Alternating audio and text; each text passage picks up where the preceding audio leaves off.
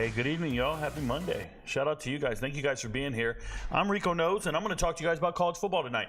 We're obviously talking about the ACC and Conference USA. We had an amazing weekend. Shout out to all the MVPs. Currently 58% picking against the spread in 2024. I am 63-46. Now, a lot of people aren't worried about my record. My analysis is spot on. Time after time after time again, we've been getting it right. My analysis has been just spot on. I have no control over what coaches do, what plays they call, who they put in the game, injuries, penalties, fictitious penalties. I'm going to tell you right now, shout out to LSU for finding a way to win against South Carolina, but the reality is some of those penalties were game-altering, and it was completely unfortunate. It really was for the Gamecocks. Go Cox.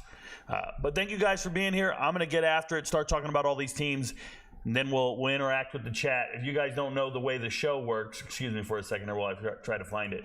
The way the show works is you can put whatever you want in the chat. I will eventually get to you. Please let the comments load up. If you're watching on TikTok right now, move over to YouTube, start putting it in the comments, and we'll go from there. But I won't address it for a little while here while I talk about sports and I get you guys educated on the topic. So let's talk about what the big news for today.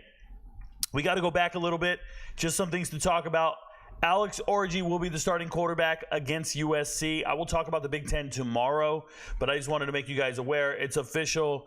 Alex, I can't throw Orji will be playing against that vaunted, amazing USC defense. So there you go. Grayson McCall considered day-to-day. They're going to start someone else at quarterback. I'll talk about it later in the show. Cam Coleman, hopeful for Arkansas. Quinn Ewers, questionable for ULM. Probably going to sit him out of the ULM game. Don't need him. Arch Manning looks great. Talk about it on Thursday with the SEC. Western Kentucky, TJ Finley to miss several weeks. I don't think anyone at Western Kentucky cares. They like their backup quarterback more than you could ever imagine. Veltkamp came in the bowl game last year against ODU and went absolute ham. It is Conference USA today, so I will be talking about it in depth. But there's not a Western Kentucky fan in the world disappointed with this injury or concerned. They had two really good quarterbacks. They don't care. Okay. Cameron Valdez, backup running back at Texas Tech, done for the season. That's unfortunate for them. Shout out to their freshman running back. Is it Cameron Dickey? I think it's Cameron Dickey. I might have the wrong. I got the right team, right? It's probably Cameron Dickey. I could be wrong. Who's the other kid? I'm hoping I got the right name. But the true freshman, I did a film review on him on TikTok. Shout out to him. He paid for the channel to look at his tape. He's a great high school running back out of Austin. Kind of got shit on the stars and the recruiting and all that. But now he finds himself as the primary backup. And we'll see how that works out for them. Texas Tech taking a hit in the running back room after winning a huge blowout this weekend. Jaden Blue making progress. Probably not going to play. Torrey Horton not expected to play in week 4. Okay. Out. Spencer Petras hopeful for week 4. I don't care. Utah State doesn't need Spencer Petras. Trust. He's not a good quarterback, at least in my assessment. Carson Goda cleared for Friday versus Nebraska. Illinois is going to show up with all guns blazing on Friday. Kyrice White considered day-to-day. Jalen Royals considered day-to-day. So why this is significant is these are the two playmakers at wide receiver for Utah State. Absolute studs, especially Royals from last year. This is like a 15-touchdown guy. Jalen Royals, not Not having him is a problem. Utah State plays Temple this week, and that's why if you see the line and the spread, it's like 6 points, 6.5 points. I still think Utah State finds a way to win that game. I think it's an MVP level lock, so it's not something I'm going to ignore, but they're going to be fine. They're going to be fine. Day to day, I don't care. LJ Martin, questionable versus K-State. They need him desperately. BYU offense cannot rely on Retzlaff. Talk about that on another day when I talk about the Big 12. Dwayne McNeely set to miss time. They're already hurting in the running back room at Wyoming. They're about to have the worst season they've had in a very long time. Shout out to their former head coach, Craig Bohl. He retires, the former North Dakota State head coach. You remember the Bison winning all those national titles? It all started with Craig Bohl. It's his coaching tree and all the disciples underneath him. He moved over to Wyoming. He finally retired, and they have fallen off a proverbial cliff, if you will. Connor Wegman, timeline uncertain. A&M's not sad about it. They like their quarterback play, especially after what they saw on Saturday. Connor Wegman sucks. I've told you this for over a year now. I do not think the young man is any good at football. He's a baseball player. Everybody convinced me, or tried to convince me, that he was really good because he scored 5 touchdowns against New Mexico and ULM. No, and no again. Dude sucks. They're better off without him. Real talk. There it is. Caden Veltkamp, named starter versus Toledo. Sounds good for Western Kentucky fans. Good luck. Tyler Van Dyke, out for the year. Wisconsin. You picked the wrong guy in the transfer portal. And that's the reality of the situation, right? You go out and you make decisions, and it sets you back. And it's going to set you back immensely. Now they got to go with Braden Locke, the former Mississippi State backup quarterback. That's what they got to rock with. I think Baylor's in the same suit. They got the wrong guy in DeQuan Finn. I said it all offseason. They got the wrong player. I told them DeQuan Finn's not very good. I watch a lot of MAC football. That's not a Power 4 starter. And now they're on to Sawyer Robertson, another backup from Mississippi State. It's wild that these guys are starting games for other schools. Shout out to Wisconsin. I believe your season's going to go downhill fast. I really do. Tyler Van Dyke wasn't the guy you should have grabbed out of the transfer portal. Hindsight's 20/20, but I feel this way about so many teams who grab the wrong quarterbacks. Sometimes I'll see a quarterback hit the portal and I just start laughing. I'm like, nobody should want that guy. Like, Tyler Van Dyke should be the starting quarterback at Monmouth or Albany. Go back home where you're from. Like, go up there somewhere. You can't start here. He should be at UConn. But Wisconsin paid him. Wisconsin thought he was good enough, and he was. So it gets reported by Ross Dellinger, an ESPN guy, as ESPN has reported and sources confirmed to Yahoo Sports, or maybe he's a Yahoo Sports guy. I don't know who he is. But it appears the American is going to sign Air Force.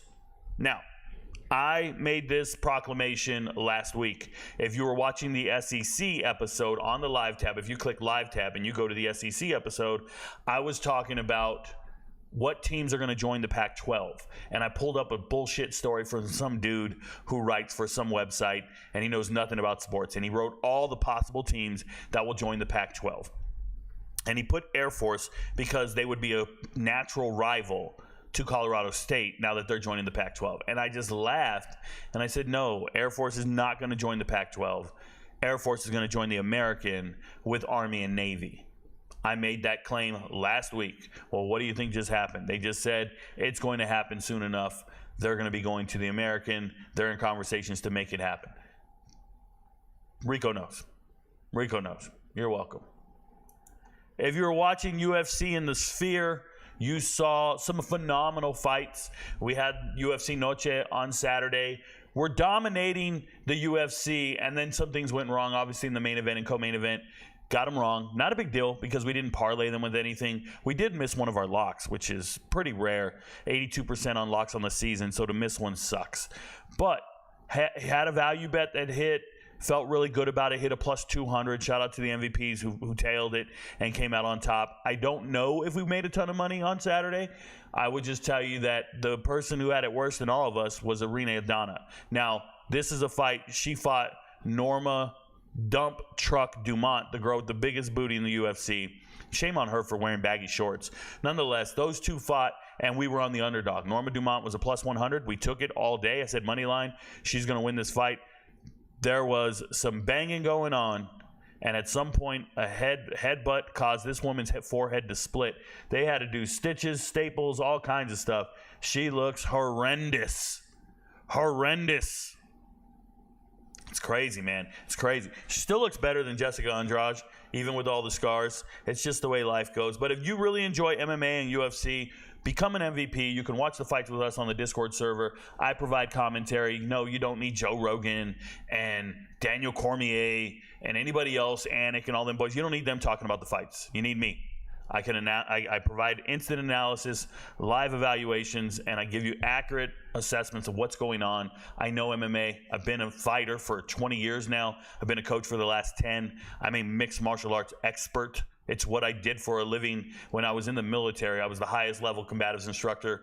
When I got out of the military, my first job was a martial arts instructor at a fight house in the next town over. That's what I was doing before I became a full-time content creator. My last job was a mixed martial arts instructor. So it's what I do really well. I assess the fighters well. I know what they're trying to do and their strengths and weaknesses. And we've been really dominating when it comes to UFC pick'ems in their fights. So if you want to see the record and you want to see all the picks, please get to the Patreon, scroll down, look for UFC. I usually give away 1 or 2 fights for free. And I typically pick every single fight on the fight card. Yes, I've gotten an entire fight card correct. I've gone 100% on a fight night. In back-to-back weeks, I think I went 11-2 and then 12-0 the next night, something like that. I can just get fights right. That's what I do. Now, the odds with Vegas, sometimes they get them wrong, and we take value bets and we do other things. But at the end of the day, if I tell you this fight's going to happen and I describe how it's going to go down, I'm pretty much right. The only time I'm ever wrong is when there's like a freak accident, a freak knockout from an underdog or something like that. Just something weird. Or maybe the judges rob us. Shout out to Australia. We've been robbed by judges. A judge robbed us so bad he was fired the next fight. He was fired 5 minutes later. He robbed us though. True story. Bastards. Anyways. Just wanted to give a shout out to the Patreon members. We have over 4,500 Patreon members now. Look, we just got a notification. That typically just means we got a new MVP. We get new MVPs every single day, all day long. Shout out to them. It's a great feeling to create a platform for people who rock with me and understand what I'm doing. But if you want to come in here and see all the different videos, I've already done my college football week 4 video. Look at that time frame right there. This duration right here, and it says 28 minutes are left. So this is 28 minutes. So this is probably, I don't know, 19 minutes. I think I talked for almost an hour about the week 4 matchups, and people already have their comments in. Here's the week 4 early chart. That's right. You can't read it on this screen, but 1, 2, and about a dozen other games are locks. These are the leans. These are the money line bets that I believe in, and then these are the underdogs. And what I'm going to tell you guys is when I pick an underdog to win money line, I'm hitting at like 68% right. I need you to understand how unfathomable that is. When I pick an underdog to win, that means it's plus money. We're getting it right. Not to cover the spread, to win the game. Okay? Up here, these money line picks are at 70%, and that's me telling you when there's an evenly matched up team, I can tell you who's going to win the game. I typically get that right 70% of the time. All stats are posted there. It's on the chart with percentages. Nobody's lying about anything. Nobody's hiding anything. And then the against the spread numbers and totals and percentages are these 2 columns combined. So locks with leans currently against the spread on the season. Like I said, having a really rough go with the locks this year so far. In the last 2 weeks, it's been a little rough. Not terrible, just a little. And we're at 58%. I'll take that all day, just so we're clear. And I did have a 3-12 day. A 3-12 day, and we're still at 58%. I need you to do the math on that and figure that out. But if you scroll down here, you will see videos on all kinds of stuff. On a typical Saturday, I provide 75 different prop bets and parlays for you to think about betting. Think of it as a menu, and you're saying you want to eat from it. We're looking at about 50% on the locks, about 50%. And these are parlays now. We're not talking about just bets just against the spread. These are parlays and props, and then 30% on the value bets. That's like the wild swing and a miss type deal. So it's tough, but I have it all there for you to think about what bets you want to make. MVPs, go to that menu, pick wisely, and they make a ton of money. That's how it's done. Try to avoid the potholes, but the MVPs are doing it. Shout out to them. It's just a good time to be us, and here's winnings. This is what it looks like to be an MVP. They win money all day long. Shout out to them. So if you want to know what it is, get on your phone, go to the App Store, download Patreon, and then just search RicoKnows. That's how easy it is. If you don't feel comfortable getting a new app and downloading it and looking for RicoKnows, all you have to do is hit the join button here on YouTube. Just hit join. It'll take care of everything else, and you'll become an MVP on YouTube. It's a little different, but it's still the same. All the videos are still there. You just don't get the screenshots. You just don't get the charts. You get it in a video because YouTube doesn't allow me to post the charts at that pixel size. So what you get is a video. You don't get these charts. But if you want these charts, when everybody says, Rico, where's your picks?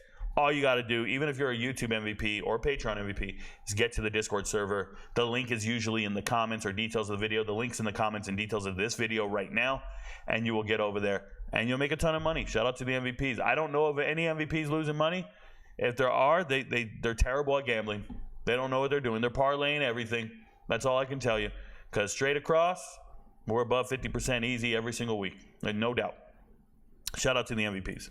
Now, let's talk about Ole Miss. Well, we're really not going to talk about Ole Miss. We're going to talk about the ACC. So when I talk about the ACC, I'm going to talk about results from last week, and then I'm going to talk about next week's games, and then I'm going to go to the chat. So if you have any comments, concerns, go to the chats, and then I got you, okay? Go to the chat, put it in there now, get your comment loaded in. I will eventually get to you, I promise. I'm not ignoring you. You don't need to spam it or repeat your questions. But the one thing I wanted to talk about is when I get to these matchups, I'm going to focus primarily on that particular team, whether it be the ACC or Conference USA. I'm not going to focus on the opponent all that much because when it's their turn to come up later in the week, I will talk about them. Remember, I do 2 conferences every single day, 5 p.m. Eastern. I never miss a day. So here we are, ACC, Wake Forest playing Ole Miss. Obviously, we took Ole Miss to cover the spread. We knew this was going to happen. Ole Miss is a very dominant team. They're great everywhere. They have a lot of depth. They built in the transfer portal, and they got it done right. I want you to think of Florida State last year. That's Ole Miss this year. They look primed and ready to really dominate, so they did that. Shout out to Wake Forest, showing up with Hank Bachmeier. I thought he played okay. Watching the game back this morning, I thought he played okay. Not great. He did the best he could do with what he had. Apparently, it's not ever going to be good enough.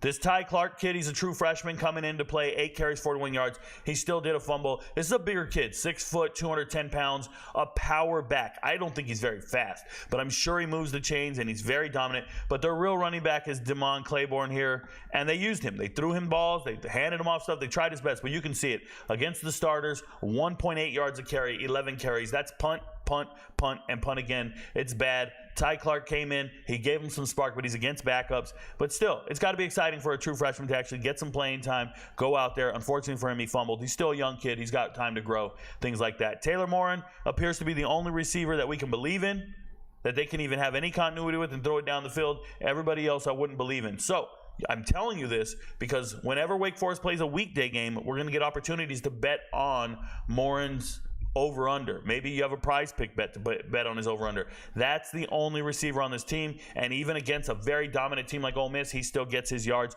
So believe in his over. Any chance you get, I believe he's going to be productive, and they're going to give him that Randy ratio. He'll get targeted immensely. Okay, defensively, they're very disappointing. They can't really stop anything. It's unfortunate. I believe in their front 7 in the preseason, but they're getting walked through. They just got ran over. I don't know what Parrish ran for. What did he run? 120? Where is it at? Yeah, Parrish ran for 133. So, but 272 total yards rushing against this team. That just can't happen to a Wake Forest team. Now, they say Wake Forest paid to get out of playing Ole Miss next year. So this is their last matchup. Good for them because Wake Forest has no business in this type of game. They should be playing somebody else. They're getting smashed, and it doesn't look good for recruiting. So good luck to Wake Forest, but it's going to be a long season. And I knew they couldn't stop the run since their first game of the season against North Carolina A&T. Went back and watched the tape and was like, my goodness, this is gross. Sure enough, it was true. Now, Boston College, now that they're 2-1, they ran into Missouri. I don't think this is a bad loss. I thought it was a good showing. You only lose by 6 points. But the reality is Thomas Castellanos is not a good quarterback. I've told everybody this. He cannot throw, highly inaccurate. And once you're trailing and you're trying to catch up and now you have to start throwing the ball, it's almost like a service academy. He's not capable of getting it done. Now, I understand he threw a touchdown early and everybody started writing me on the Discord. So, Rico, this is a new Thomas Castellanos. Bill O'Brien got him playing. No, it doesn't matter, guys. There are people in this world who have natural hand-eye coordination And there are people who can't naturally do something that everybody else can do really simple. I'm going to tell you guys this, and I mean it, man. And I can go grab a football right now, and I can complete passes to whoever I want to throw to because I just have the innate ability. Innate means you were born with it. I have the innate ability to throw a football where I want it to go. And there are some people who can't do that. And when I watch tape, it's evident. They drop back to pass. They do all the mechanics they've been taught. They go through all the mechanisms they've been taught. And when they go to release it, sometimes it just goes a foul. Sometimes it just goes. They just Chuck Knobloch it. And if you don't know what I'm talking about, Chuck Knobloch is a Major League Baseball player who used to play for the Yankees. I believe he might have even played for the Twins. But when he played for the Yankees, he's at second base. And every time he got that ball, he was going to throw it to first base. And it's just a simple motion. There's a baseball player. And he would throw that shit into the stands all the time. It would just go into the stands. So when you run into quarterbacks with this hand-eye coordination issue, they can't complete passes. It's Gavin Wimsatt. It's Thomas Castellanos. It's Anthony Richardson. There are people like this. And they might have every skill set in the world. They might be fast, big, strong, and they look the part. And don't get me wrong, every now and then, they'll drop a dime in a bucket. They'll make it happen. They'll throw this really, really great fade or post pattern or whatever, and you'll be like, man, look at all the potential and the arm strength. And it's no, they don't even throw catchable balls on these shorter intermediate routes. They just can't complete the simple pass. It's not in them innately. It's not there, bro. And I wish people understood. It could be taught. No, it cannot be taught. You know what offensive schemes do when they find out their quarterback's inaccurate? They change their scheme to fit the quarterback. So then they'll start doing dump-offs.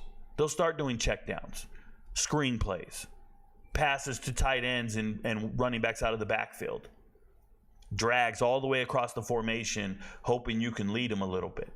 But we're getting rid of the post corners, the post, the skinny post. We're getting rid of the seam routes. We're getting rid of the fades. We can't do any of those. We got to keep it here and simple. And when you keep it simple like this, right, KISS? Keep it simple, stupid. When you do this, the completion percentage goes up. And then everybody goes, oh my God, look, he improved his accuracy. No, he didn't. The offensive coordinator is limiting himself within the parameters of what he has in front of him. You don't think Boston College wants to open it up? They've got some really good wide receivers. They can't open it up. That's not the skill set of their player. And there's a lot of coaches who are changing their offense to fit the player. Right? That's the new age thing to do in football. Whereas back in the 80s, 90s, and even early 2000s, you found players to fit your system. You recruited players to fit your system. Now, the premise is, the whole thing is, oh, you get a player and you build your offense around his skill set. Yep. And it's failing in certain aspects. Kyler Murray, they're trying to do that in Arizona. Build around Kyler Murray. Find out what his skill set is and build around it. I get that. I understand. It's the NFL. You invested a lot of money in somebody. You want to build around these individuals. But I'm telling you, there are certain skill sets that these quarterbacks have and don't have, and you have to acknowledge they don't have it. And Thomas Castellanos can't complete a pass. He can't throw. It's gross. It's not there. Okay? Now, shout out to Missouri. I told you they hadn't given up a point all year going into this game. And then they're trailing at the end of the first quarter, 7-3, and everybody's like, oh my God, Rico, you don't know what you're talking about. Yes, I do. This is a team that just shut down Boston College to 49 yards rushing. Got 2 turnovers and interceptions from their quarterback. Like, are you kidding me, bro? 49 yards rushing on 26 carries. That's a daunting defense when you compare that to what Boston College was able to do to Florida State. Robichaux running all over everybody. Look what Robichaux did here. Look what Treshaun Ward did here. It's a different animal. And that tells me we have a very competent defense at Missouri. And I've always felt that way. I've assessed them already. I've told you, I have Missouri in the playoffs. I have Missouri a double-digit winning team. They're a top 10 team in the country. And I don't need to see these wins to make that declaration. I already know it. I know how dominant they are. Are you kidding me? Nate Noel is separating himself from the rest of the backfield, and it's pretty scary. Nate Noel is out here averaging over 5 yards a carry against Boston College. It's so impressive. Marcus Carroll, I love his one-cut running ability, but he's finding himself kind of phased out. And Brady Cook just needs to get it done. Brady Cook needs to get it done. He is a dual-threat guy, didn't run at all. I was really disappointed in his ability to get rushing yards because I wanted him to get over 25. If you didn't know, that's a prop bet I missed. I wanted him to get 25 yards. He never bothered to run. It is what it is. Luther Burden, I've told you, he's been shut down in certain games, and then there's games he goes off. Obviously, he's NFL talent, and here he goes. He went out there, and he just looked like the best athlete on the field. Pretty simple. But we're here to talk about the ACC, so I'll tell you this. Boston College has good receivers. They got to find a way to get them the ball. Jaden Skeet leading the team in receptions. I'm not surprised. I did a Hidden Gems video on Boston College before the season started, and I told you Jaden Skeet is my hidden gem. Nobody had ever heard of him, not in the Too Deep last year. What are you talking about, Rico? I said I watched film. I went back and watched Huddle film. I did research on every single player, and I believe Jaden Skeet's a breakthrough star, a breakout star for Boston College, and he finally got his reps. He finally went out there and did his thing. Penalties called back one, and it's tough to get yards against a really good Missouri secondary. I have so much respect for Missouri defensively. I think so highly of them. And it's unfortunate that a loss like this, drops Boston College all the way down to 24. It's unfortunate, but it's the reality of the situation. Cam Arnold is still a beast leading this defense. He looked great on tape. Looked great when I rewatch all these games, obviously, all day today. And I just think that Boston College is fine. They're gonna win more games than I anticipated them winning. I believe I had them with 3 wins, or maybe 4 wins. And I had somebody in my DMs telling me, I had the NIL guy from UMass telling me they're gonna win 7. So the guy who runs the NIL for UMass said, Rico, the players they have, I went to practice, they look amazing. I think they're winning 7 games. And shout out to him. I'm like, there's no way, boss. These guys talk to me on Twitter all the time, and I'm like, I don't see it. And sure enough, they came out and they're winning. Now, this is a loss. Hopefully they figure it out. Shout out to them. Speaking of figuring it out, Miami forced like 10 punts, bro. It was amazing. Miami's out here hitting on all cylinders. Cam Ward's doing his thing. They didn't even need to use the running backs much. Not at all. They're just throwing it to whoever they wanted, scoring whenever they want. I don't think Ball State's a real team. Ball State having to come back from behind against an FCS team 2 weeks ago, and then this week literally looking terrible. And they're trying to go back to this Kyle Kelly kid to be their quarterback. Remember, he was the quarterback last year, and he moved to the secondary. I haven't seen him make a tackle or play in the secondary at all this season, but they said they were moving him to defensive back. He jumped in the transfer portal, got no bites. He wanted to be a quarterback at somewhere. Nobody believed in him. So he comes back to the team, and he moved to defense, and I haven't seen him. And now they got him playing quarterback again. Well, obviously Simon's the guy, but my God, they look terrible. You can't throw on Miami. Miami's got everything. Miami's got everything. I love it, Miami, the way they're playing right now. Francisco Mauigoa, am I saying his name right? I don't know, but his brother plays offensive tackle, the 5-star kid. Francisco is a transfer from Washington State 2 years ago, and 2 years ago I told everybody, this guy's going to be the starter over Corey Flagg. And Flagg had to transfer and get the hell out of it because you can't start over Mauigoa. This guy's a beast. The whole team is just loaded. Grown men everywhere, talent everywhere. I do have a problem. It's the end of the game, and it's 62-0. But Crystal Ball is still calling run plays. This time it's to Allen, right? The Nebraska transfer. This kid right here, A.J. Allen. I love A.J. Allen. I think he's a great player. I think he's a good third-string running back. And you keep calling run plays. Dude, take some knees.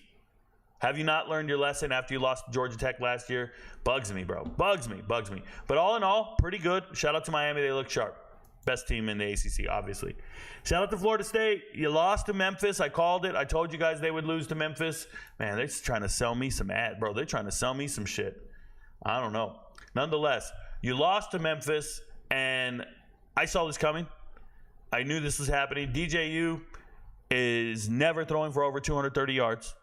And I think Florida State is learning face first what it's like to try to recruit backups from Power 4 schools and assume they're starting caliber players. That's the problem. Okay? I'm just giving it to you straight. The backups at your Power 4 school are not NFL caliber, and they're not starting caliber players at another school. Let me make that clear again. People always think the entire position group at a particular school is NFL caliber. I hear it all the time. Georgia running backs. We got so many great running backs, Rico. And they list them all. And then I'm like, well, the 2 starters didn't get drafted. So do you think, everybody else is an NFL guy? I need to know. Because the 2 starters didn't get drafted. So when you start looking at running back rooms at Alabama or wide receiver rooms at Alabama, and you see guys like Roydell Williams and Malik Benson, and you think, oh yeah, I'm going to recruit those guys, Jaylen Brown. I'm going to recruit these guys, and they'll be starters for us, and they'll carry us to victories. No, they're not on the field because they're not good enough. But now you recruited these guys, and now they're your whole room. You don't have anybody good enough. The best running back on this team, at least when you watch it on tape, the most juice on tape, is Lawrence Toafili. And he was already there. And he was already your backup. And he's not good enough to win you any games. No, he's not. This team is gross. The offense is inept. I don't know. Maybe they play Cal this week. Maybe they find a way to win. Cal's dealing with injuries. Their best player is not going to probably be available, and Jaden Ott. But this is a team. Look, I mean, backup running backs. Keziah Holmes, backup from Penn State. Like, these are all just you're cheating the process if you're Florida State. You have to recruit players, find them, develop them, and start them. That is the process to be great. That is, like, you know why you're losing to these other teams? Because Seth Hennigan has been the starting quarterback at Memphis for 3 years. Because Rock Taylor and Demir Blankumsey are starting wide receivers. Better than any receivers you have. It's the reality of the situation. Defensively, you're starting Justin Cryer. I mean, and Cryer's playing great. Love Cryer. Cool dude. Remember, when Cryer hit the transfer portal, I made a video about him on TikTok and said, guys, this is a hidden gem in the transfer portal. I think he'd be a good player anywhere. Because Northwestern had just fired their coach. It was August. And they said, whoa, or July, who's going to jump in the portal? Who's going to leave the team? It's a 1-11 team, Rico. Nobody wants those players. And I was like, I just looked at all the tape on all the guys. And I think Justin Cryer is special. Next day, Florida State signs him. That's cool. But that's a redshirt. Well, he should be a redshirt freshman, but he's a sophomore because he played all last year. But that's a sophomore from Northwestern, and he's leading your team in tackles. He's playing the whole game. KJ Kirkland, another freshman, redshirt freshman playing. If you got somebody in the secondary leading you in tackles, that's not good. He's a secondary kid. What I'm trying to say is, like, Justin Cryer should be third string on your bench. But he's not because you didn't recruit properly. That's the reality. You didn't recruit. Where's Cam Riley? Where's DJ Lundy? I need to know where these players are in the depth chart. I need to know where they are in the impact and leading the locker room and leading. There's no culture here. There's no development and mentoring and growing the youth of this team. I've talked about this at length. I've watched 3 Florida State quarterbacks transfer, and none of them went to Power 4 schools. And all 3 of them were recruited by this coaching staff. So you're recruiting players out of high school, and they're complete misses and can't play for your school. It's happening over and over and over. And then you're trying to solve the issue by using transfer portal players. That's great when you get NFL caliber transfers. That's incredible when you get guys like Benson and Keon Coleman and Verse. When you get starters in the transfer portal, you're going to be good. When you get backups like Benson, Malik Benson, when you get backups to transfer over, they don't magically become starters. Devontae Brown couldn't get on the field at Miami last year. And you pick him up out of the transfer portal like he's the answer. And you got him starting. You got backups in your starting lineup. And there's some success stories. Don't get me wrong. There is some great success stories. In the secondary, Thomas and Conrad Hussey. Success stories, bro. Patrick Payton. Success stories. Fentrell Cypress, figuring it out. Love it. Transfer from Virginia. You're getting starters. You better find them. But Florida State, you're in for a long season. I predicted this before the season started. I told everybody, go watch the videos. Watch week 0. Watch the week 0 live stream. And if you want to go back to the transfer portal videos, watch those ones too. On the live tab on YouTube. Just click live and go watch all the old videos of me talking about Florida State and every transfer they signed. And you'll just hear me go, this one doesn't move the needle for me. This one doesn't seem very good for me. I think Florida State's going to have a monumental drop-off. I think they're TCU. I was right. I was right. This is the first time a top 10 team has ever lost to 3 unranked opponents to start the season. Listen to what I'm saying. You're a top 10 team in the preseason, and you drop the first 3 games to start the season. That's happened before. But never has it happened to a team losing to 3 unranked teams. And here you have Florida State unranked. And shame on the AP poll for not ranking Memphis. They're 26. They're the top team still getting votes. Yeah, A&M got ranked. A&M beat Florida. Oh my God, they beat a 4-win team, a no-win team in Florida. Florida's only beat Samford, bro.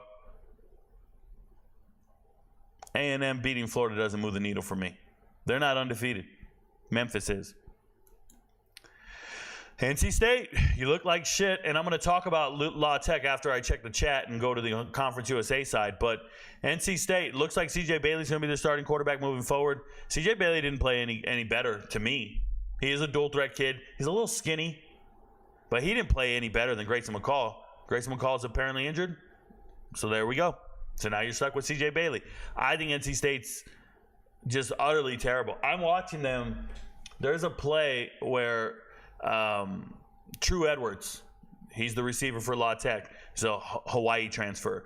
True Edwards catches this pass, and he makes an amazing play. The 71-yard touchdown. He breaks a tackle. He spins around in a circle, runs past all these defenders, and then there's nobody on NC State's defense fast enough to catch him.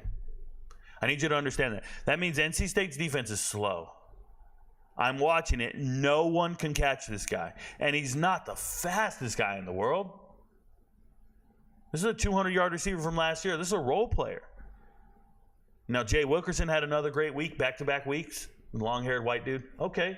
But I'm just telling you, True Edwards outruns everyone on this defense. And when I go back and watch it, I'm just watching. I'm like, where's Van? Where's Hibbler? Red Hibbler and Van. These are supposed to be pass-rushing monsters. Where are they at on the box chart? Let's see. There's Davin Van, and there's Red Hibbler. Davin Van had 1 sack. Hibbler, none. These are the 2 guys that should be causing complete disruption, complete destruction on defense. And if you go back and watch that 71-yard touchdown, Jack Turner has all day to throw. No sense of a rush whatsoever. Turner's got all day to throw. I don't know what's wrong with NC State other than they're just not good. They're not good. They find a way to win. It doesn't work for me. Shout out to Dakari Collins, the Clemson transfer, played pretty decent, 3 catches, 55 yards. Justin Jolly, get him more involved in the game. That's the UConn transfer, good tight end. Noah Rogers, the transfer from Ohio State. They got players, bro. And then you see it. Kevin Concepcion, the guy's supposed to get 100 yards every game. 8 receptions, 25 yards. Shut the hell down. You know what they used to do last season when they couldn't get him going? They would give him the run. They would let him run the ball. Remember that? Last year, Kevin Concepcion was playing running back. Let's go look at his rushing. And you see recently he hasn't run the ball at all. At all. But if we go back to 2023, this guy was rushing for 320 yards. He was involved in the game plan. They haven't ran him at all. Once they found out he can run the ball, they started running him in the second half of the season. Why are we not running him anymore? You think Waters is the answer? Duke transfer, Jordan Waters, about to lose his damn starting job because Raphael actually came in and did some stuff. Now, he's a little thin too. But Jordan Water can't find an open hole to save his life right now. And we're not using Concepcion in the running game. I don't think NC State wants to win. I don't know what they're doing. It's gross. I'm not impressed with any aspect of NC State right now. And I think it's coaching. Now, let me say this. I think it's there's way too much talent on that team to be this bad. It's got to be coaching. Georgia Tech plays VMI. It was no big deal. VMI's lost every single game this year by a wide margin. We knew they were going to cover the spread. The spread was like 45 points. It didn't matter. Georgia Tech's going to come out here and do what they want to do. I'm just excited Aaron Philo got in the game. Third string quarterback Aaron Philo in the game. The all-time leading passer in Georgia high school history. Shout out to Aaron Philo. His father follows the channel. I've been a fan of his for 4 years now. 3 years? 3 years at least. 3 years at least. I know the last 2 years they won the state title. And he's the quarterback after Brock Vandergriff at their high school. So I'm a big fan of Aaron Philo, big fan of everything they did, and these guys could just have their way and do what they. It was a bye week. It was practice. They get more work at practice. Practice is harder than what they saw out there. Shout out to Bailey Stockton, another teammate of Aaron Philo's when they were at Prince Avenue Christian before they won their state title. So cool with Georgia Tech. Man, Pitt tough. Pitt finding a way to win. Shout out to Eli Holstein finding 3 touchdowns, 300 yards. With the game on the line, they drive down the field and they actually score. Unfathomable that they won this game. It's just crazy the way they won it. And it's a bad beat for us because I was on West Virginia. I did tell you guys in the preseason, Pitt, if you watch the Futures video, I tell you Pitt's going to win more than 6 games. I like the way Narduzzi coaches. I think he gets the most out of his team. I did not expect to see Holstein lead this team in rushing. I did not expect to see West Virginia's defense be so porous, especially in the secondary. And they found a way to win this game with all heart. Just heart, determination. They all staying together, believing in themselves, that whole deal. It's just good team atmosphere, good culture, a winning culture. Shout out to Pitt, 3-0. Ain't nothing negative to say about them. Duke, everything negative to say about Duke. Duke came out at halftime and got punched in the mouth. You're winning 17-7 at the half. UConn comes back to take the lead. What? Duke, you are not it. You're 3-0, the fakest 3-0 team in America. They're using Star Thomas at running back. This is a slower, kind of methodical guy. Former JUCO running back, former New Mexico State starter. We like him. He's cool, but he shouldn't be your starting running back. It shouldn't be the guy that you're carrying the ball. I'll still tell you guys that Jordan Moore is the only person you should be betting on in this entire offense. Bet his anytime touchdown. Bet his over yards every chance you get. Jordan Moore is a pro. Former dual threat quarterback coming out of high school. Jordan Moore is a pro. Love everything he's doing. Defensively, shout out to Alex Howard, former Youngstown State kid. Yeah, came out to play, played well in the game. And obviously Stinson is one of the most dynamic athletes. He's an undersized safety. He's like 5'8". But I really like Jalen Stinson when you watch him on tape. He's just everywhere, getting it done. Believe in that kid. But Duke's the most underwhelming team out there. North Carolina. It's a bye week for them, so they're playing North Carolina Central. Initially losing the game 7-0 at the end of the first quarter. I look like I'm all wrong, and then they come out there and they go and do their thing. Now, this is a bad beat. The spread was 35.5, and I had them covering the spread, and they only covered 35. Sucks. But congratulations, Jacoby Criswell, starting quarterback. Jacoby Criswell is the starting quarterback for this game. He goes out there and handles his business. Now, they still are not getting the ball to their wide receivers. But Jacoby Criswell, former state champion coming out of Arkansas, one of those star quarterbacks who picked North Carolina, found himself on the bench behind Sam Howell, behind Drake May, could never start, transferred back to Arkansas last year, sat the bench to KJ Jefferson. He's never started a game, never really played. Then he transfers back to North Carolina. Yeah, he got a divorce, broke up, went and dated some other chick, and then went back to his old wife. I don't agree with this kind of method. I don't agree with this logic at all. There's a reason you got a divorce, but he came back, and he actually played okay in this game. But the reality is they're playing no one, and Omar and Hampton is the only semblance of offense for this team. 210 yards on 25 carries. Omar and Hampton is a beast. Keep handing him off the football. He's very good at what he does. Wide receivers, they only completed passes to their tight ends. I'm still frustrated we don't get the ball to Nate McCollum. I think he's one of the best players on this team. Defensively, they're beasts. Defensively, they get it done all the time, have some of the best players out there. That's why I think North Carolina is going to win a lot of games. They're 3-0, but they're going to win a lot of games without a quarterback, without receivers. They have a great defense. They have a great running back. They're going to win a lot of games. I have them winning over 7 games. I know. Sounds crazy. North Carolina. Virginia Tech, I don't know if they're going to win a lot of games. They did not impress me in this game. They find a way to win. They end up pulling away in the fourth quarter. Whatever. I don't like the way they're looking. Even Kyron Drones, Baishal Tutton, both going over 100 yards. I don't like the way they look. They gave up 243 rushing yards to ODU. That's gross. ODU has no quarterback. ODU has no quarterback. You see it here. QBRs are 10-3. These are not their regular starting quarterbacks. Starting quarterbacks down and out. They're out here running. I told you, stop giving the ball to Aaron Young. He only averages 3 yards a carry no matter what. So they start giving it to Bryce Drew. That's the Virginia Tech transfer. Start giving it to Quinn here. And Quinn's the quarterback. But either way, Virginia Tech, they need to find a way to get Allie Jennings involved. He's very dynamic. I like Allie Jennings a lot. Jalen Lane's not bad. Jalen Lane's very good.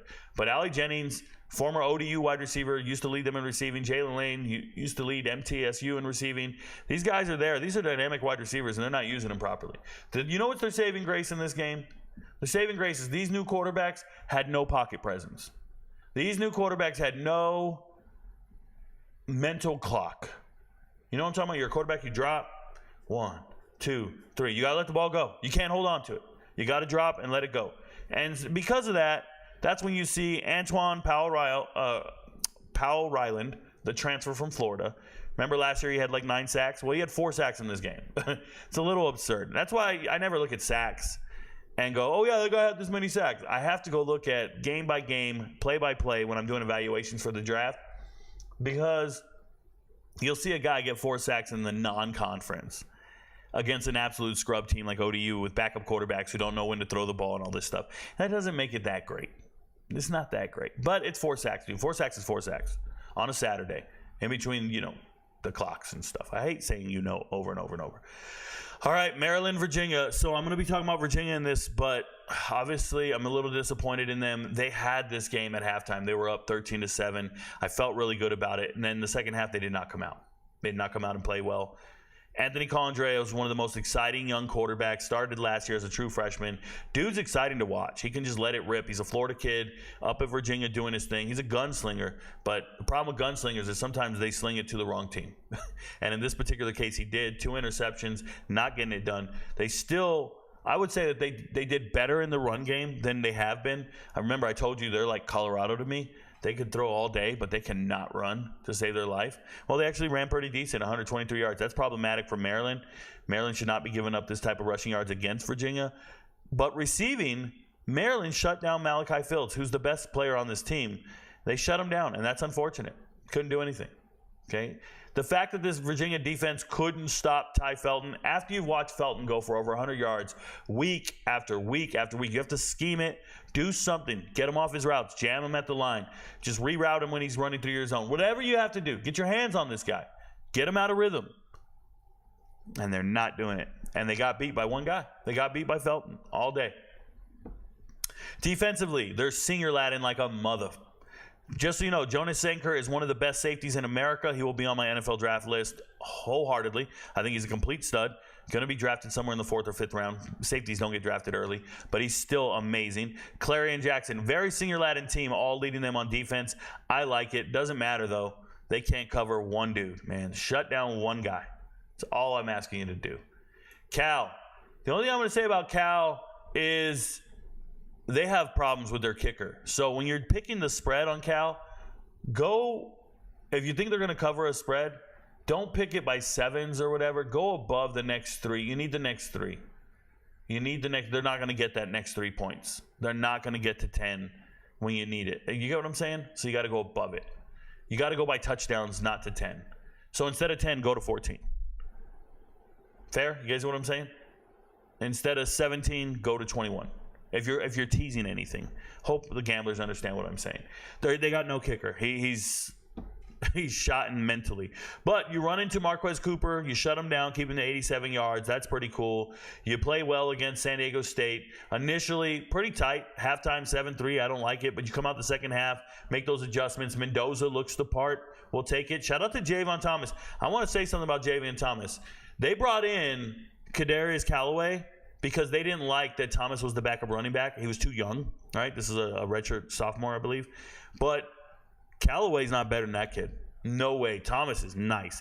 5'11", 200-something pounds. Like, he's nice.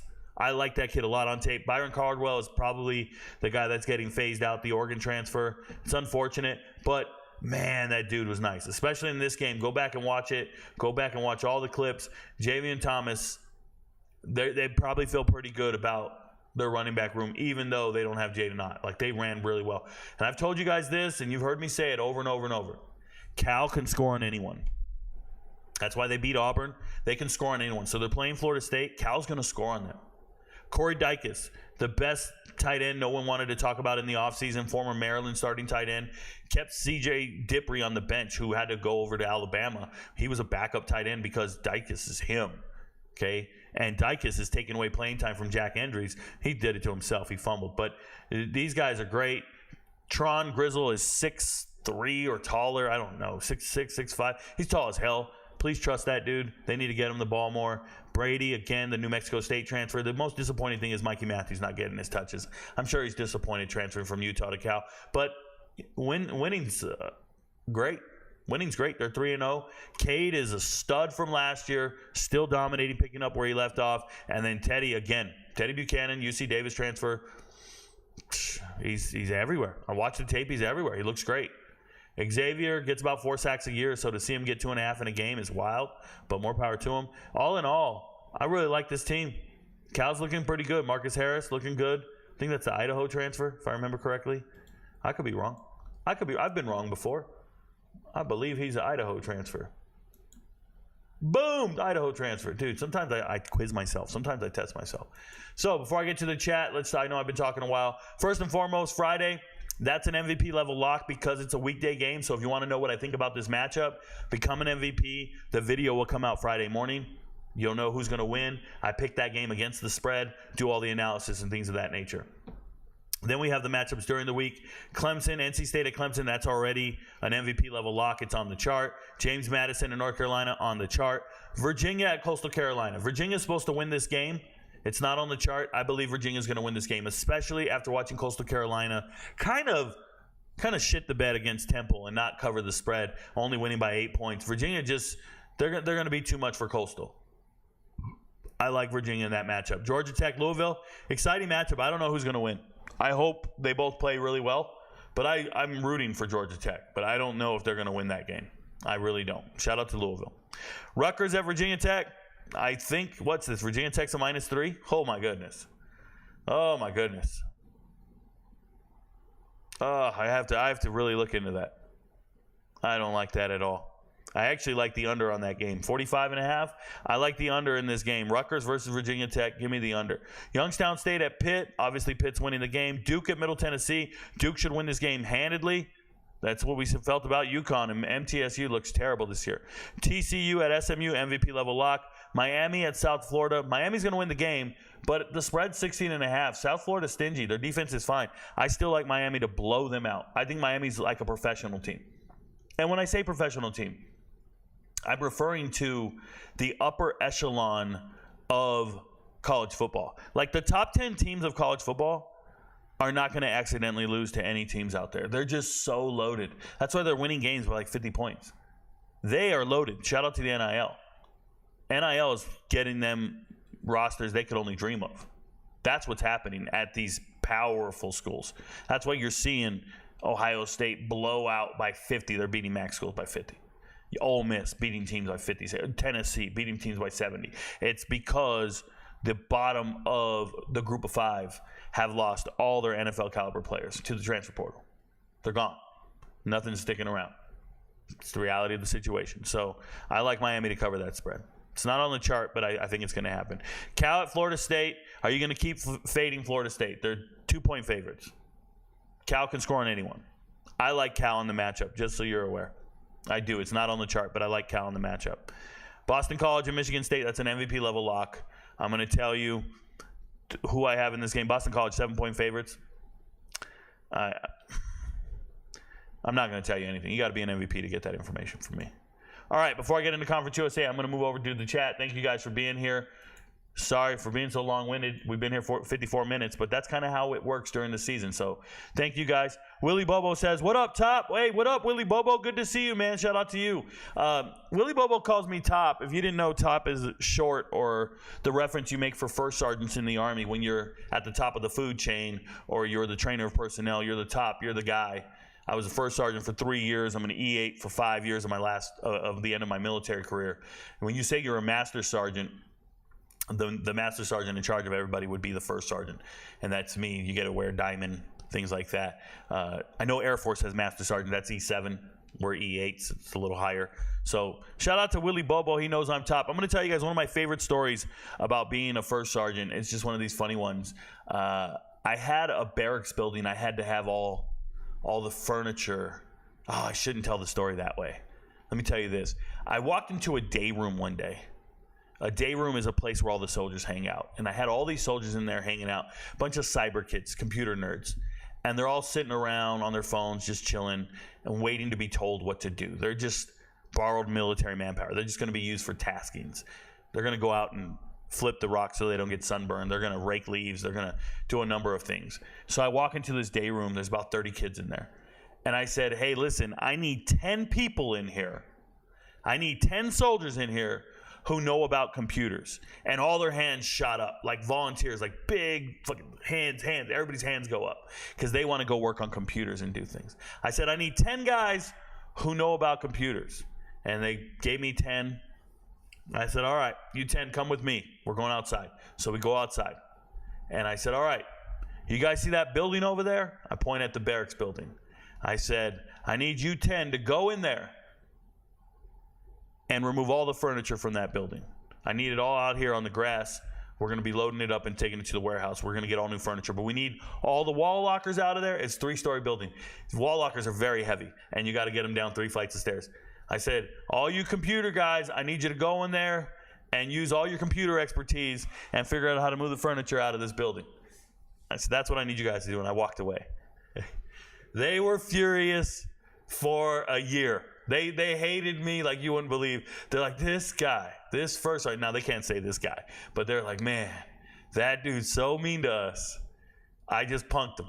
And it felt good, man. I drove away laughing because they would only volunteer if they thought they were going to play a video game or do something on a computer or keyboard. And I need meat eaters, bro. I need you to be in the Army. So, yeah, raise your hand when I ask for a volunteer. I love it. Yeah, I'm that kind of first sergeant. It was a little different back then. Connor says, ready to learn. Shout out to Connor, one of the best MVPs in the world, man. He watches all the videos, takes really good notes, keeps track of all my predictions, knows that I'm not bullshitting you when I get it right. Real talk. I'm here. Shout out to you, Wealth. I like you, Wealth. Thank you. You're here. California knows how to party.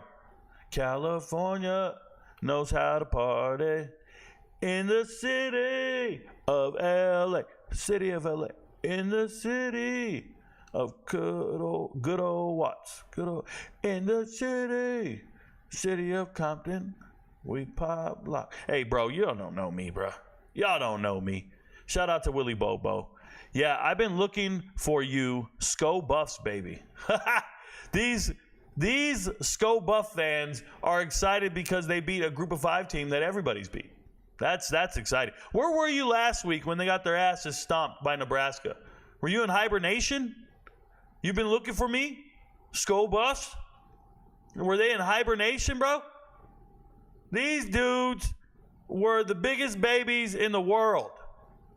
2 weeks ago, you got embarrassed in 4K. I didn't watch that bum-ass game you playing Colorado State. Nobody excited about you. SCO Buffs. Get a grip, bro. I bet you ain't never been to Colorado. Talking about SCO Buffs. You ain't no alumni. You're a make-believe fan. I bet you don't know who Jeremy Bloom is. You couldn't point out Rashawn Salam in a crowd. Ridiculous. What would you do if you were the head coach at Florida State right now? I see a lot of Florida State fans calling for big changes. Florida State fans are spoiled. They're ridiculous, and they're blaming their head coach. But what would I do if I was the head coach of Florida State? I would start a true freshman at quarterback. I would move on. I would admit that we did everything wrong. I would bench DJU and never use him again. And I would just start the process of building my program. That's what I would do. I would also really focus on the recruiting trail. I would take all that money we're paying other players and start recruiting with it properly. You want to know why Colorado sucks? Because some of the two highest paid players on the team are far and away the two highest paid players in college football. If you were to take those millions from Shador and Travis Hunter and apply them to the transfer portal or recruiting, you'd have a lot better teammates around you. You'd probably have a better offensive line. You wouldn't have to get scrubs from UConn and Indiana. That's the reality. They don't know how to allocate their resources. But they dare not pay those players less because that's family. It's my coach's son, bro. We got to pay him. It's garbage. Thank you for the good content, IoT. What up, Rico? Hey, what up, Rocco Glaze? Good to see you. Shout out to Rocco Glaze for being an MVP. Whenever you see a different color chatting here with a badge, that's an MVP, and he's got the right color. That dude's rocking with the channel. Shout out to him. Gary Clark is an MVP, just a Patreon MVP. Michael knows Clemson. Clemson clocks NC State back 10 years. I don't doubt it for a second. Ain't this that one dude? Blips. Ain't this that one dude? Blips. We don't know you, bro. We don't know you from nobody. Blips. I think you got something growing on your lip, bro. We don't know you. D. Terrera says, you weren't playing when you said that Brock Bowers, what are we doing? When you said that's Brock Bowers, what are we doing? Who's Brock Bowers? Talk to me. Talk to me. Rico, MVP here. What up, Thorny? Can you believe Boston College BC falling off both coaches and AP poll? Yeah, I can. It's early in the season, and there's still 3-0 teams. If you look, they moved in teams like Illinois, right? So it happens. And then when you see 2-1 teams, is Boston College really have two good wins? It's Florida State and Duquesne. Like, is that really going to move the meter for you? There's other 3-win teams or 2-1 teams that they prefer better. It's the reality of the situation. Yeah, I can see it. It is what it is. Joe Burrow was a backup at Ohio State. What does that mean? You're saying they recruited a backup, and I said don't recruit backups, right? So what that's called is an anecdote, Lord Lightskin, an anecdote. So you can find one-off examples when it's true, and you'll say, yeah, look at this one. This guy did. But there's about 100 other examples where it's not true, where it doesn't apply. So instead of pointing out the one anecdote, the one feel-good story about it, Joe Burrow, point out the other 100 failures of signing backups. That's the reality of the situation. Like, you can say, Tom Brady's a 6th-round quarterback. You can find a starting quarterback in the 6th round. Look at Tom Brady. And then I'll show you 300 quarterbacks that have been drafted since then in the 6th round that have never been a starting quarterback. So your point is an anomaly. It's not even real. Joe Burrow? It's not a real thing. It's Ohio State misevaluating their quarterbacks. That's got nothing to do with Joe Burrow. It's got nothing to do with the transfer portal and evaluating players. That's an individual coaching staff starting the wrong person. There's an exception to every rule. Yeah, it's crazy. Jared Verse ain't walking through the door. That's 100% correct. Media is starting to wake up on FSU lackluster high school recruiting. Josh Pate is starting to say the same thing, this on his recap, almost like he stole your takes. Yeah, I think that the talking heads are aware of what I've been saying. There is no doubt in my mind. They watch the channel. You'll hear me say something the following week. They'll start saying it.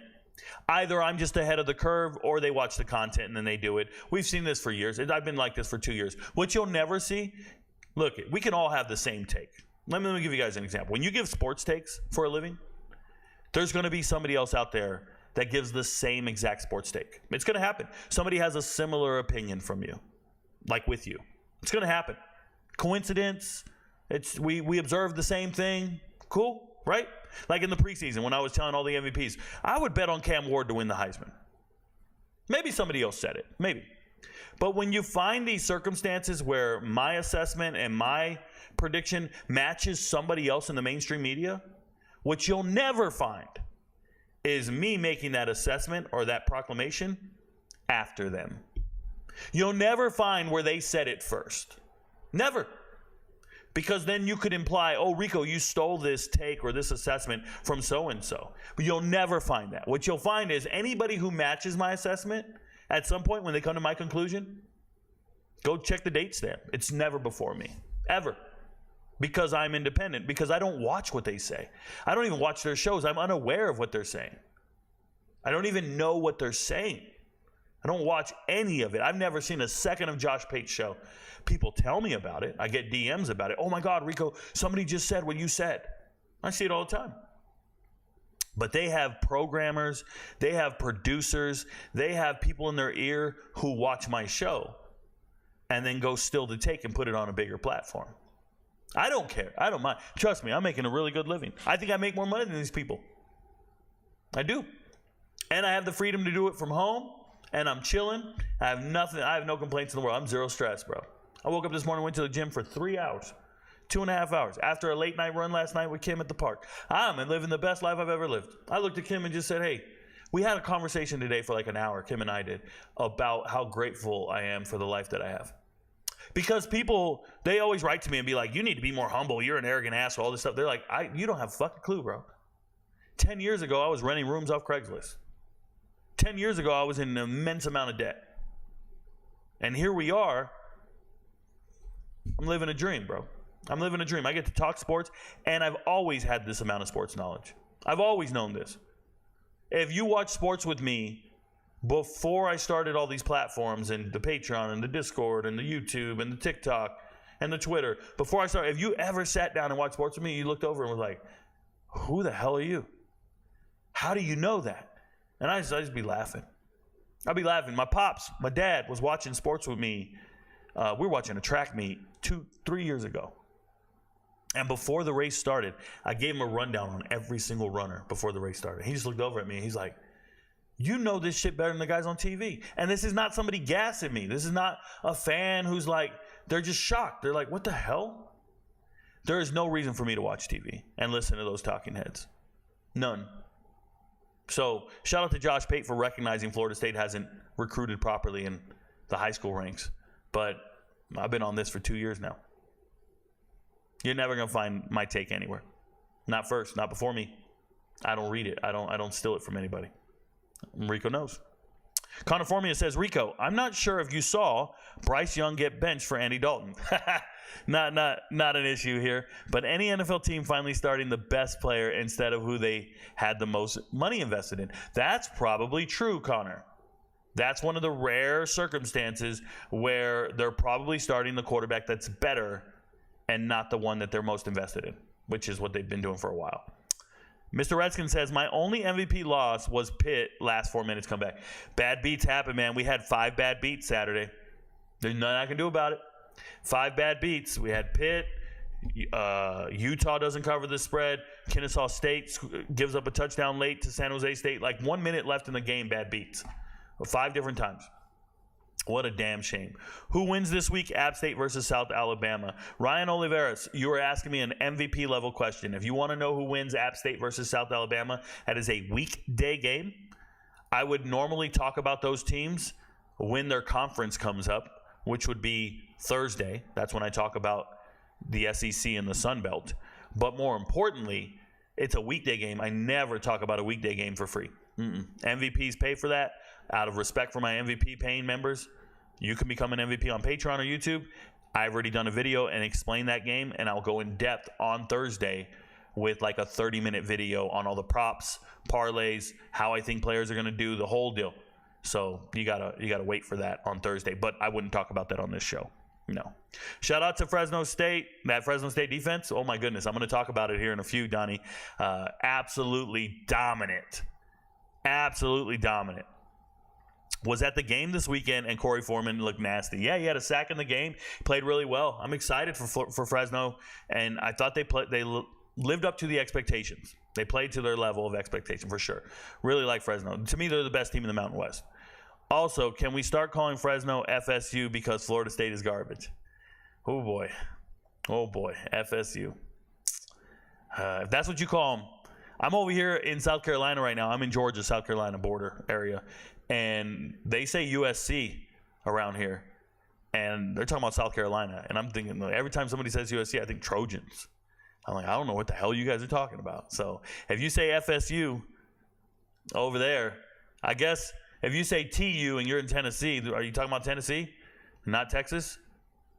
I don't know how that works. I don't know who owns what letters or what, but FSU is pretty much Florida State as long as I've known. What up, Rico? What up, Dylan Howard? Shout out to Memphis this week. You called it. Luane Harris, I called it 9 months ago.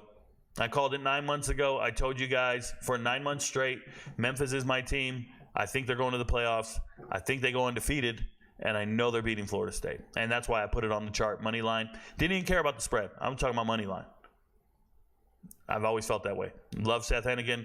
I'm rocking with Memphis like that. They improved their defense in the transfer portal. They looked apart.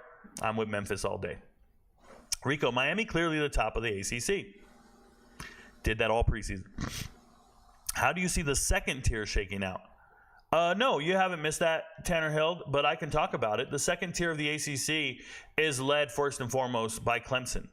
And I actually don't think Clemson's that far from Miami. I think Clemson's a very good team. They have a professional defensive line. They have really good coaching. They just got to develop a quarterback. They don't have one. And they refuse to find one in the transfer portal. So Cade Klubnik is not the guy for me. He's not the guy I believe in. But that is the second best team in the ACC. And they're not terrible. They did play terrible against Georgia. They didn't match up well. But they're not terrible. Clemson's a good team. They are. I hope Miami clears them. I hope Miami's the best team in the ACC because I have money on that kind of stuff. I'm on their futures and all that other stuff. But I think Miami's winning 11 games. So, yeah, shout out to Clemson for being the second best team in the ACC. Rico does, in fact, know. Thank you, Jackson Polk. I try my best. Luane Harris says, hey, Rico, I always wanted to ask you, do college and university officials ask you for advice on players in the transfer portal? I'm sure they watch your videos and platforms. Luane Harris, so I do advise players in the transfer portal. There's a select few that'll reach out to me, players-wise. Some very, very famous players. They'll reach out to me and ask me to represent them in the transfer portal. What I would say is I'm not a licensed agent, so really what I advise on is depth chart, scheme, how they've treated previous transfers, what the position coach will do with you, who's the competition on the roster. I do inform players who reach out to me. They usually reach out in the DMs on Twitter and TikTok. So I would say every offseason, I probably advise around 20 or 30 players total. Now, coaching staffs. I have an insane amount of coaching staffs that reach out to me. And what's crazy is the coaching staffs that reach out are from all echelons, all the way down to JUCO. Like JUCO, Division III, NIA, Division II, FCS, FBS, everybody, all in between. And it can be Colorado, it can be Baylor, SMU, Florida State. I've talked to everybody. I have certain offensive coordinators, defensive coordinators that follow me on Twitter, follow me on TikTok. Yeah, I talk to every – teams reach out a lot. Lately, what's really been throwing me off is the NIL guys reach out. So NIL guys will reach out, and they just run the collective. And I don't know how I feel about that because I don't know, are you really associated with the team and do you speak on behalf of the team? Now, they do, but it's a really shady area, and it's something hard for me to grasp. So when I talk to certain NIL directors – am I really talking to the team or to the coach is my question. How does coach feel about this player? The NIL guy will reach out to me and say, hey, I saw you did a review on this guy. Can you help me get in contact with him? And I'll say, hey, I represent him. What would you like to talk about? That kind of deal. But I deal with a lot of parents. Let me say this. You think the players are jumping in the portal and I would be dealing with these players. These players are still pretty young. Their parents reach out to me probably 50% of the time over the player. The parents reach out. And I've been providing services to the transfer portal players for free. I mean, one guy paid me, but I've been doing it for free. I just want them to find the best spot for them. I want them to be the best version of themselves. What I will tell you is when I go down that path of advising players, the transfer portal, all that, it's not as lucrative as what I do for a living, like gambling. It's not as lucrative as Patreon. So I really like to use my energy and focus on Patreon and the MVPs. Like, I'm more interested in a UFC fight than the transfer portal. And that's just changed in the last year or two. The priorities, it's where the money is. That's what I got to do. I got to eat too, right? So it's cool to mess around and do a transfer portal video and a high school film review and doing all this, but it doesn't even compare. Like, I do all those transfer portal videos, and that pays me $12,000 in an off season, like in 6 months. $12,000 essentially for transfer portal videos. I mean, that's fine. That's a hobby. That's income that's money. That's good money for a hobby. That's not a living. That's not what I need to do. And that doesn't compare to what I'm doing on Patreon side. So I'm really focused on UFC in the off season and futures videos. Futures videos really going to come in handy, man. If anything, they teach me every single team, and they teach my gamblers every single team, and they prepare us for the season. And I really think it's more beneficial to prepare the MVPs for the season. I love educating my MVPs on certain players. You know how excited I get when I see the MVPs having more knowledge than the average sports fan? My members are the smartest people around. They know everything that's going on. Yep, they're on it. It's pretty awesome. So shout out to them. Yeah. I hear all of people saying they're gonna consider the Pac-12 a group of 5. I don't know about your thoughts. How about your thoughts? That's not true. Nope. The Pac-12 will be re-included into the Power 4, Power 5. It's a good old boy network. It doesn't matter what anybody says. The coaches, the directors, the conference directors, the athletic directors, they all have to come to an agreement, and they're going to. And I'm telling you, they're going to make the Pac-12 a brand, and they're going to respect it because of its regional significance. Yep, it's going to happen. Rico, do you think that having a terrible AD can push away potential coaching candidates? Of course. Of course. Nobody wants to go anywhere. You know, everything's relationship driven. And if you have an athletic director that isn't conducive to football growth or doesn't believe in investing in the football team, you're going to get terrible coaches. People don't want to be there. You don't want to work. Would you guys take a job and work for a manager that you didn't like? I don't know if you have that luxury. There's probably a lot of you guys right now that dread going to work because of a boss. You know, when you're in the military, you don't like your boss. You just have to wait 2 or 3 years. Then they move. They transfer. Even a year, 1, 2, or 3 years, they're gone. In the civilian side, that boss can be there forever. There's no chance of them leaving. So you might have a boss you hate right now. I can't relate. I would never work for anybody. Not the way my life is right now. I don't think I ever have to work again outside of what I'm doing right now. Outside of this, I will never have a regular job. So when you hear about coaches having to pick the right school, I wouldn't blame them if they didn't want to work for a certain athletic director. Now, at the same time, a lot of coaches are taking whatever offer they get. They don't have the luxury. They just don't want to be unemployed. They got to get a paycheck. So they're usually not applying for jobs that they're not wanted in, right? It's not like Indeed.com. They didn't go to Monster and apply for the job to be a coach. No, they got called on a reference, and somebody recommended them, and they know somebody on the staff, and they're comfortable there. So it's very rarely will you see this, unless the athletic director that hired you gets fired, and now a new one comes in. Now there can be some ruffled feathers. Now there can be an issue, a change in direction, and it's just like anywhere else. There's GMs that drafted certain players, and then the GM gets fired, and a new GM comes in, and all those draft picks that he didn't make, he don't like them. It's the reality of the situation. That's life. That's what I thought about all these people that act like they know ball, but they're not ready for a Fresno State and Boise State with a whole lot of money and more talent. Yeah, the minute you give these schools more resources, they instantly become better. Like, people always tell me, Miami would never win in the SEC. Are you dumb? If Miami was in the SEC, they would get SEC money. They would get SEC recruiting. They would get SEC advertising and backing from ESPN. They would get SEC everything. They would all instantly become an SEC team, and they would be able to compete with the SEC. That's how it works with A&M. That's how it worked with Missouri. That's how it works with any team in any conference. When you join that conference, you don't show up with these lower-level players and you have lower-level money and you're just at a disadvantage the whole time. That's not how that works. So, anybody can – the Pac-12 will have a certain amount of resources available to them that will keep them competitive against other programs and other conferences. It's just the reality of the situation. It's what they're going to do. It'll be fine. Anyways, let me get over to Conference USA. I don't want to drag this out all night. Thanks for talking. You got any more questions, comments, concerns, anything, put it in the chat. I will get back to you guys, but we're already an hour and 15 minutes in, and I keep all shows at 2 hours, so you can watch it at 1.5 speed and still have a life. All right, so Conference USA. Jack Turner gets the start for La Tech.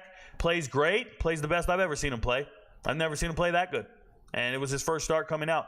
Denaro Davenport, the Texas State transfer, played okay, not very good. Wasn't impressed with him. Everybody else was whatever. They couldn't really run the ball against NC State, but they could throw. That True Edwards is real. Go watch the tape. True Edwards looks good. Looks nice. Former Hawaii wide receiver. Liked him a lot. Doing his thing. Jimmy Holiday. Whoa, former Western Kentucky. Was he Tennessee? A Jimmy Holiday sighting. Congrats. All in all, not bad. They played their ass off. They did the best they could, but it wasn't good enough to win. But it was definitely impressive to see them ahead at the half, 17-6. They had to feel good about that. Unfortunately, the wheels fell off, and they couldn't keep it going, especially on the road. It's hard. Speaking of hard, pause. It's hard to get UTEP right, man. I want UTEP to get so good, and they're not there. UTEP looked like an FCS team, and that's what they have. The majority of their players are FCS, and they got blown out by Liberty. Now, I say blown out. It's 28-10. I don't think Liberty covered the spread. But Liberty's having their own growing pains right now. They're kind of phasing out Cooley. Quentin Cooley's not going to be the guy. They had to rely on Billy Lucas, who's a smaller guy who's slippery. I like Billy Lucas. Balling out of control. Good stuff. Wide receiver room, not that dynamic. I don't think Liberty's as good as they were last year. But there's no competition in Conference USA, so what's it matter? Right? On the flip side, UTEP. Skylar Locklear starting at quarterback now. This is the former backup from Austin Peay. Not good. You can't be throwing 43 times if you're Skylar Locklear. That's real. Javon Jackson's supposed to be carrying this team, and he's not doing it. 15 carries, 67 yards. Still a good yard per carry average, just not moving the chains when he needs to. That offensive line needs to figure it out. Javon Jackson's a very good running back. Former FCS All-American, like him a lot. Wide receivers, they brought him all over from Austin Peay. Jaden Smith coming over from Eastern Kentucky. I like some of these guys athletically. I like watching them on tape, Trey Goodman and all this, but nah. Not going to get it done. Defensively, just look at this. They're playing nobody. They don't have any depth. They don't have any depth. They can't rely on anything. I see a running back here with the tackle. It's just UTEP, man. And they missed a field goal. Ugh. Did I talk about Cal? I did. I said they have no kicker. Yeah, I wanted to make that very clear. All right, then you have Jacksonville State. Careful. We can't fade Jacksonville State anymore. I picked EMU to win this game, money line. I told you they're an underdog, but they're a better team. I believed in it. But when I watched the game, I watched this on Sunday. When I watched this game, Tyler Huff is a real quarterback. So, no more starting Logan Smothers. No more confusion. Tyler Huff is the guy. White dude, fucking just tough as nails, doing their thing. I like this a lot. Tyler Huff gives them the best chance to win. They're competitive in this game. Unfortunately for them, Cole Snyder is still the king of the MAC, the king of the group of five. Cole Snyder's out there getting his yards, getting his thing done. Cole Snyder leads them to victory. They figure it out. But look at those sacks, bro. 5 sacks as a team. They were dominant up front, and they have not been this good. Reginald Hughes here, that's a transfer from Ole Miss, I think, back in the day. Antonio Carter, the Rhode Island kid who transferred to Notre Dame last year, finally transferred down to here.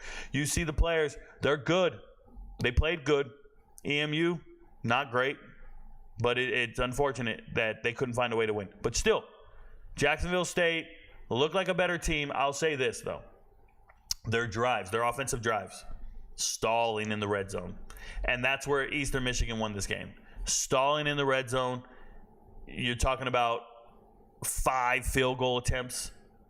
And they ended up missing one, and that's why we won the game. But, man, Jacksonville State's going to be in for a rough season. Hopefully they figure it out, okay? In for a rough season. Kennesaw State didn't cover the spread, gave up a touchdown at the last second to San Jose State. Shout out to them. But all in all, San Jose State played pretty good defensively, and they just can't. Like, I don't understand how Kennesaw State can't cover one guy. The whole thing is Nick Nash, the former quarterback, 6'3". Nick Nash is not fast. You know they're throwing it to him, and you can't stop him.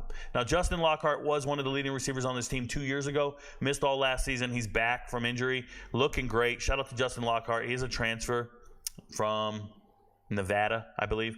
and that great Nevada wide receiver room back in 2020, I believe.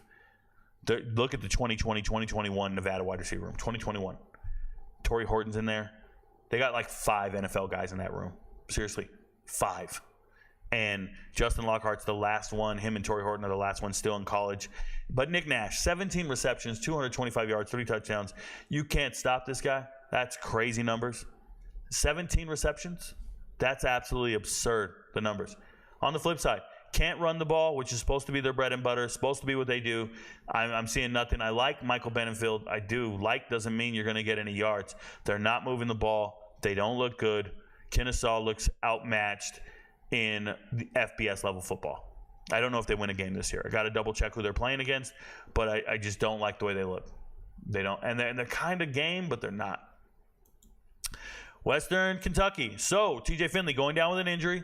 Nobody's sad about it because Caden Veldkamp comes off the bench and throws for 400 yards and 5 touchdowns. 3 incompletions. Caden Veldkamp is trying to prove to the world, I should be here. I should be the starter. Everyone in the crowd believes he should be the starter. Remember, this is a young man that was on the bench all last year, and then he started the bowl game because the starter opts out. He starts the bowl game, and it was against ODU, and he did something very similar to this. Threw for 400 yards, dominated the whole game, and they convinced him not to jump in the transfer. He was already in the portal, and he played the bowl game while in the portal. Played so great, they pulled him out of the portal, said, stay. We promise we want you. Stay. We're going to make you the starting quarterback. And then the coaching staff stabbed him in the back and signed TJ Finley out of Texas State, and they made TJ Finley the starter. And Veldkamp is just sitting there just seething. You told me you stopped cheating, and you're cheating on me again. So now he gets the start, and he plays out of his mind. Out of his mind. Now, MTSU sucks. MTSU's not very good. Yes, Nick V still put up 456 yards, and this is what matters to me. That 456 is an insane number. That tells me the defense at Western Kentucky ain't about life, bro. They're not about it like that. Okay, they're just not.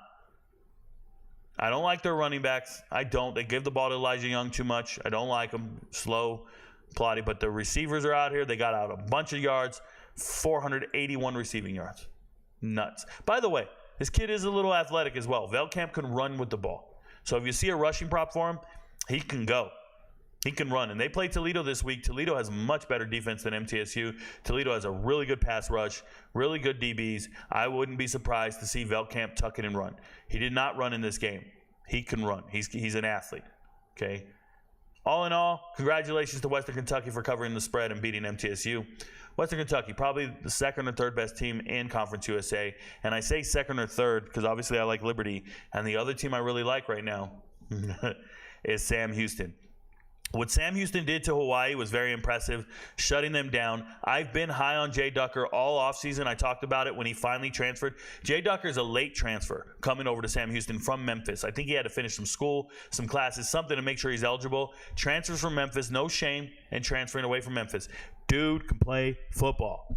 Goes out there, runs all over Hawaii. I really like Jay Ducker. I know who he's starting over, other good running backs. And so for him to get the starting job and actually take over the room and play great, I'm so impressed with him. I really am. Hunter Watson continues to prove to be a great quarterback. And I think Sam Houston's defense is real, man. I think they're just – remember last year, I believed in them all season long, and they just sold all season long. They just never got it right. I think they're getting it right. They look really good. Speaking of looking really good, FAU looked too good for FIU. FIU has no offense. FIU's defense, bend but don't break, well, they fucking broke. They broke when their quarterback's throwing 3 interceptions. This guy, Keon Jenkins, true freshman starter last year, should not be throwing the ball 35 times. Just not happening. You have 2 restarting running backs. These guys are the starting running backs from last year, Lawrence and Owens. They're the returning rushers from last year. I know you're trailing in this game, so you got to start throwing. This guy cannot do that. He's not built like that. And you're going to lose the game every single time. Fancher goes crazy. Mobley's just a role-playing running back, and he dominates your ass. C.J. Campbell, the Florida State transfer, looked like one of the best talented players on the field, which is nuts. Couldn't find any running room in the running game, but receiving, he was opening them screens, doing his thing. It's crazy to be, man. And I have to sell on Rice and FIU, 2 teams that I really like because of their defense. They're hot and cold one day, but their offense just sucks. And they're not getting it done. I can't believe in them anymore. FIU out there getting their first win of the season, and in dominant fashion. Shout out to them. I'm done with you, Alejandro. And that's the kicker for FIU, by the way. New Mexico State, wheels have fallen off. They weren't competitive in this game. Mikey Keene smashed them in the mouth, but more importantly, they couldn't stop the run. They got desperate at quarterback, started letting everybody play. Deuce Hogan, the Kentucky transfer, nothing. Played worse than the starter, Parker Elwad. Then they bring in Santonio Mauricio, Santonio, the Wake Forest transfer. Trash. You want to talk about trash? Mike Washington's busted ass, the Buffalo transfer. 2 fumbles. Can't even run the ball. Monte Watkins, one of your most dynamic players, getting 1 carry for 0 yards, 1 catch for 5. This is an amazing player. He's a weapon. They just, nothing. It's coaching. It's everything. It's a lack of continuity. They couldn't stop anyone. They couldn't do anything. Their offensive line is gross. The best player on their team, DeMarcus Crosby, transferred from Sam Houston, one of my hidden gems on this team. I really like DeMarcus Crosby. I talked about him on Twitter many times in the offseason. He should not be leading you in tackles. He plays corner. If there's a corner leading you in tackles, you probably lost 48-0. Just real talk. Not good. New Mexico State, not good. 10 punts in this game, bro. All right, matchups for this week. Southern Miss and Jacksonville State. I think it's on the MVP chart. And I'm going to tell you why I think it's on the MVP chart. Because that 61.5 is a lot. 61.5 is a lot. I don't know if they really get there. These are run-oriented teams. I don't know. Seems like a big number. Duke, Middle Tennessee. Duke's getting 14 points. I don't like Duke to cover that. I know Middle Tennessee's gross. I just know Duke sucks, man. Their front 7 is really good. Their front 4 is really good. But Duke is not. They didn't beat UConn like that. UTEP, Colorado State. I'm done believing in UTEP. Colorado State should cover this spread. It might even make the chart. I'm done believing in UTEP. Monmouth, FIU, curious to see what the spread is. We'll figure that out. ECU, Liberty. Liberty's only 7-point favorite over ECU. I don't know what Vegas is doing, but that's a lock. Liberty's going to beat ECU by 4. And the reason is Jake Garcia has 8 interceptions in 3 games. He is a walking turnover, just waiting to happen. Yes, ECU plays good defense. Good luck stopping Liberty. Tulsa, La Tech. They're giving La Tech 3.5 points. It's an MVP level lock. I won't talk about it. New Mexico State, Sam Houston. I already told you the wheels fell off. Sam Houston should win this game 30-7. Take the spread. Western Kentucky, Toledo, MVP level lock. Won't talk about it. We'll jump to chat one last time. Thank you guys for being here tonight. If you got any questions, comments, concerns, put it in the chat. I will interact with you. Please bear with me. We usually don't get a lot of chat on the second stream here, so let me just scroll up a little bit and we'll see where we're at. Rico, where are all the Anthony Richardson fans at? They're probably doing homework. They're probably high school kids who have to do homework when they get home from school. That's where they're at right now. I want to see NMSU start Mauricio. He got a funny name. Okay, fair enough. NMSU doesn't have Jerry Kill anymore, and it's showing. Carla Jenkins, it's not just Jerry Kill.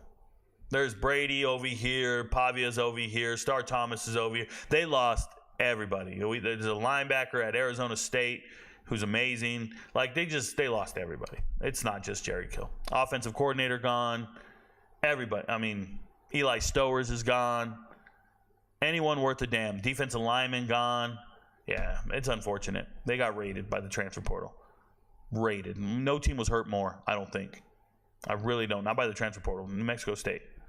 Probably the most hurt team. Go from 10 wins to nothing? Yeah. Well, thanks for being here, guys. I really appreciate you guys. Remember, all week long, I'll be doing these podcasts, educating you on different conferences. Remember, if you want to know the winners of all these other teams, the picks against the spread, the props, the parlays to make, get to the Patreon. MVPs are making a ton of money. If you're looking in the chat, these are MVPs. These people that show up every day, they are MVPs. Trust me. They would say something if I was missing. They would say something if I'm lying. I'm not lying to you. We just get it right for years now. I'm letting you know. Couple more comments here. Ty Owen says, now I remember what I wanted to say to you, Rico. It's hilarious how everyone is just now realizing Anthony Richardson sucks. Yeah, I've been on that for 2 years. MVP here. What up, Humphrey? Good to see you, man. You think we'll see another FCS over FBS? Probably. I haven't looked. I haven't looked at the matchups. I'd have to double check all the matchups and who they are.